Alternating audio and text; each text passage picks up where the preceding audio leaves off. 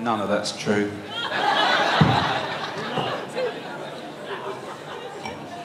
I brought me wine up as well. Might need it. Pens for bingos. To tick off where I am on this speech, because I only wrote this at 5 o'clock. A quick shower and then finished it at 10 to 6. That's true. Thanks, Rob. A bit loud, that, isn't it? Thanks, Rob. Really lovely. Thanks. Very kind words. And as I say, all the stories about me as a kid aren't true. Well, the one about the birds is. Well, I suppose the one about me strangling myself is as well. In fact, they probably are. Most of them are true. I hope that's not shining off my head too much. That light, is it? Bloody hell. Might be a bit tricky to see. Apologies to about half a dozen people didn't get an invite, so they probably thought they weren't getting one. But they got there in the end, in one way or another. So, as Rob said, warm welcome to everybody, especially Alison, where are you hiding? Travelling all the way from Cyprus, and Juki, coming all the way from Hong Kong. Bless him. And his hair's looking lovely as ever. No grey hairs, I noticed, Ralph. Where have they gone? Just for men. Just for men? Yeah. I don't know if it's men that we're talking here. Well, not, depends what sort of men we're talking, doesn't it, really? But anyway, yeah. Just for lady boys. That's a good point. China. Nice one. Yeah. It's lovely to see. Not all my cousins, but some of them here, and some I haven't seen for a while, and some we have, but it's really nice for you all to make the effort to come, and who can forget those days of Tudor Avenue and growing up and all the things we got up to. And it was nice of Lindsay to remind me how good looking I was at the age of, I don't know, we're trying to work out how old I was in that picture. You got any idea? Alright. I thought 10 or 11, but you were 17, I must have been 4 then. Anyway, I was a handsome beast, you can see what Sue saw in me, obviously. And anyway, just quick thanks to the staff for the meal, which I'm sure you'll agree was really terrific, yeah. Terrific. Yeah, so it's nice, yeah. I was trying to find a few good things to say about being 50, and I've been struggling really. I've got quite depressed over it, which is why I only started writing my speech at 5 o'clock, because I just started to come out of depression. Now I'm a day over 50, but I did remind myself that actually in the last few weeks, in fact we're just about to move into some new offices over the road with the retail business, and I've been back on the tools for 2 or 3 weeks, doing a bit of carpentry to keep costs down, you know, all that. And I've actually felt quite young, because I've been working over there with Pete, who's 77, and Dad, who's 74, and albeit I was knackered every night, I hopefully was slightly less knackered than they were. And I felt, Pete said, "This has given me a new lease of life, mate, working here." He said, "I'm really enjoying it." I said, "New lease of life?" I said, "I'm bollocks." so I don't know where he got his new lease of life from. I was knackered, honestly. Dear, oh dear. I'm going back to a pen. Pushing a pen's a lot easier. Anyway, the Beatles were obviously in full swing 50 years ago when I was born, and there's a lot of people called Paul of my sort of age, and Mum named me after Paul McCartney. She loved the Beatles, and as I've said before, I'm just bloody glad she didn't name me Ringo. Was on the cards, apparently, for a while. That was a dog, was it? Oh yeah, it sounded like a dog's name, that's why she called me Paul. Yeah. George was a bit old, and yeah, John was a bit common. Yeah, you had a dog called Ringo, didn't you? Yeah. Every time you called it, I used to... lie at me, yeah. Anyway, so I looked up a few facts of what was going on 50 years ago. Well, they might have been in my cards, actually. Yeah, thank you very much for all the cards and presents and everything you shouldn't have done. Looks like I've got a day of opening presents tomorrow to nurse my hangover with, which I'm planning on getting later. Obviously I haven't so far because I've had to concentrate on reading. Yeah, I better have a water to wash that down with. Anyway, a few bits of interesting. Michael Caine's first film, Zulu, was released in '64. The Queen popped out her fourth child, the well-known gay Earl of Wessex. What's funny about that? This is factual. I've got this off the internet. It can't be. Oh no, it doesn't say gay there at all. This is a happy chap, actually. It's the trouble with old English, isn't it? It's shocking. Radio Caroline started broadcasting. The Mods and Rockers had a violent clash at Clacton-on-Sea, not Brighton. Yeah. BBC Two began broadcasting. Winston Churchill retired from the House of Commons. The Beatles' first film was released, which was A Hard Day's Night, which I would sing, but I won't because I can't. The first portable televisions went on sale. The kids don't even know what we're talking about here. What's a portable television, for Christ's sake? You get it on your watch now, can't you, TV? Match of the Day began, and apologies to all the football fans here who've missed it tonight. Because I know once you get to my sort of age, you'd rather stay in and watch Match of the Day than come out. But there you are. When I say come out, not come out as in the way Ralph has with his hair, but I mean, go out. That's what I meant. That's what I meant. The Sun newspaper went on circulation, and the Hard of Intelligent had something they could actually understand. Harold Wilson won the general election, ending a 13-year Tory reign. And let's have a guess here. Go on. See, what do you think the average salary was in '64? Not bad, Glenn. £706.82. So there's no prize for it, Glenn, but well done anyway. Yes. Oh, and the last interesting... That's true, yeah, you're still earning the same, aren't you? Well, times are hard. And of course I was born, that was the other thing that happened in '64. Oh, and Andrea, were you born? You're never going to be 50, Andrea, this year, are you?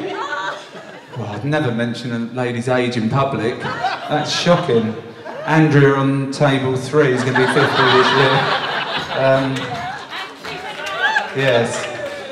Anyway, so as I said, I was struggling to find a few positives of getting to 50. So I had a little look round, and one that I found says you're old enough to know a lot and still young enough to do it, which is quite interesting. I'm not sure it's one the kids would appreciate. But anyway, you get a cake. You get a cake big enough for 50 candles, and what a marvellous cake it is. Well done, Sue. Beautiful cake.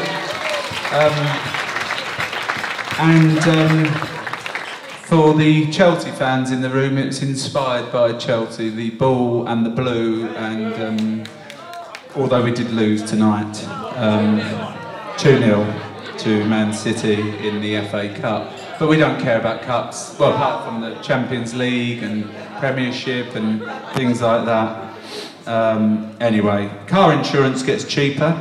Apparently people give you a seat on the bus. I'm not sure whether I got that out of a pre-war or post-war internet section, because I can't imagine anyone giving anyone a seat on a bus nowadays, let alone getting on one. But most of all, you've got a great reason for a party, so it's there's not many benefits of being in business these days, but having a party at your own place is one of them, so that's why we have so many. In fact, I got asked earlier over here, when's the next street party? I said, well, I don't know, well, Rob will be 25 next year, we could do that one.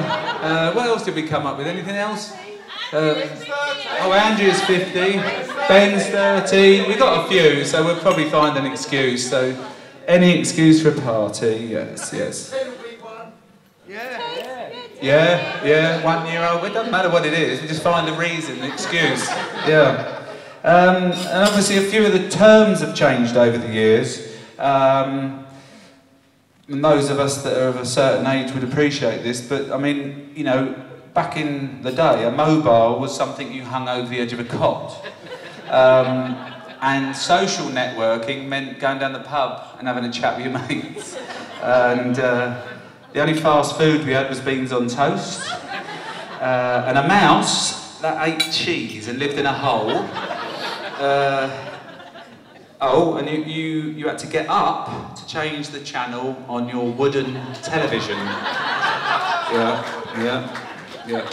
But of course, nowadays we have all these texting abbreviations and, you know, things like that, and you youngsters and some people who pretend they're young use these things like LOL, laugh out loud, WTF, what the, BTW, by the way, I don't know what PMSL is. What's that one mean?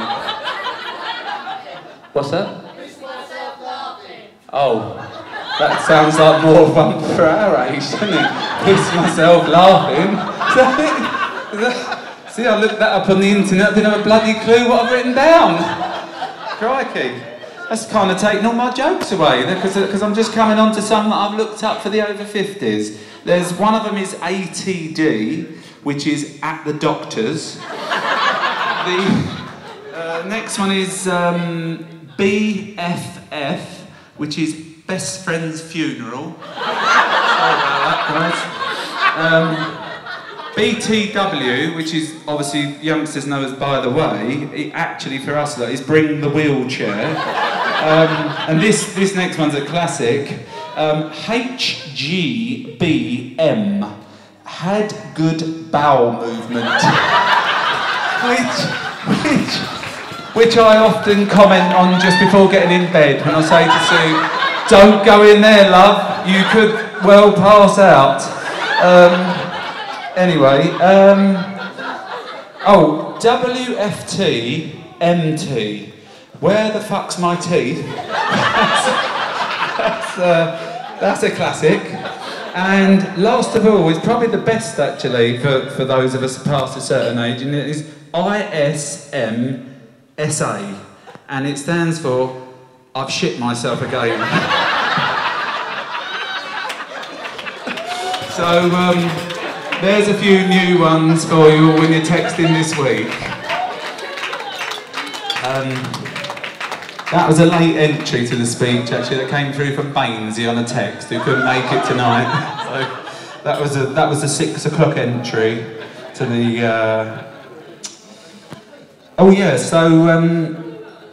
So obviously thanks to lots of people really over the last 50 years, but probably more importantly the last 7 or 8. Because 10 years ago, those who were here on my 40th, I stood here and I said, I know I look thin, but I'm not ill, I'm fit and well. But obviously I was wrong. So, in order for anybody, that's in inverted commas, but you won't be able to see that because it's on my notes, to be successful, there's always a team of individuals behind the person who have contributed to this. But in my case, it's probably a bit longer than some. And in fact, I think my entourage is larger than Andy Murray, the tennis players. And because I've got to thank my doctor, dentist, chiropractor, chiropodist, hypnotist, sports masseur, physiotherapist, cognitive behavioural therapist, psychologist, psychoanalyst, oncologist, haematologist, cardiologist. Oh, and the kids as well, of course, for their support.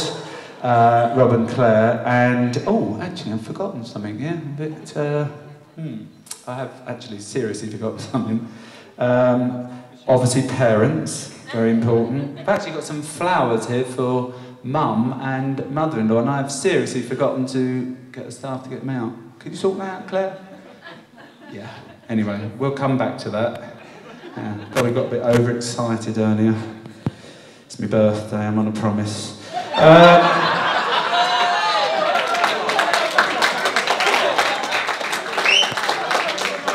About that. The birds in the garden. Yeah. Actually, it was my birthday yesterday, I missed out. I don't know what happened there. I've got to wait another bloody year. It's a pain in the arse, isn't it? Is that what happened? Kids came in. We need to get like a shed up the end of the garden for them. Or no, or for us. It doesn't really matter, does it, really? Just as long as we get away from them. Yeah. Might be cheaper if we had a shed, actually, wouldn't it, really? Just a shed and get rid of them. Have the flowers arrived? Could you deposit them with Dorothy and with your two nans? Thanks, Jessie. Thank you. Thank you very much.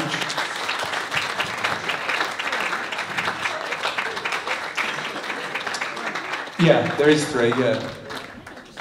Yeah. So obviously, thank you very much. Pop them on there. That'd be lovely.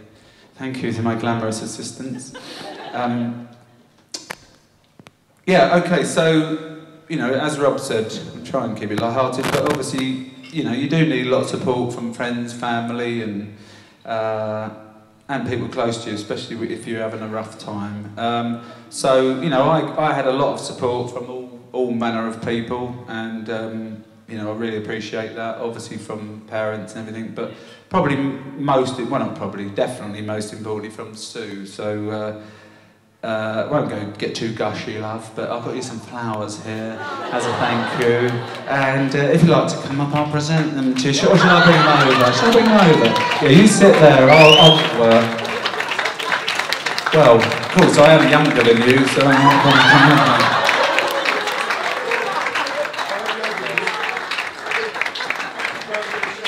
What did I say? I said I'm younger than you, it's a fact. It's not, I mean, I'm not winding you up or anything.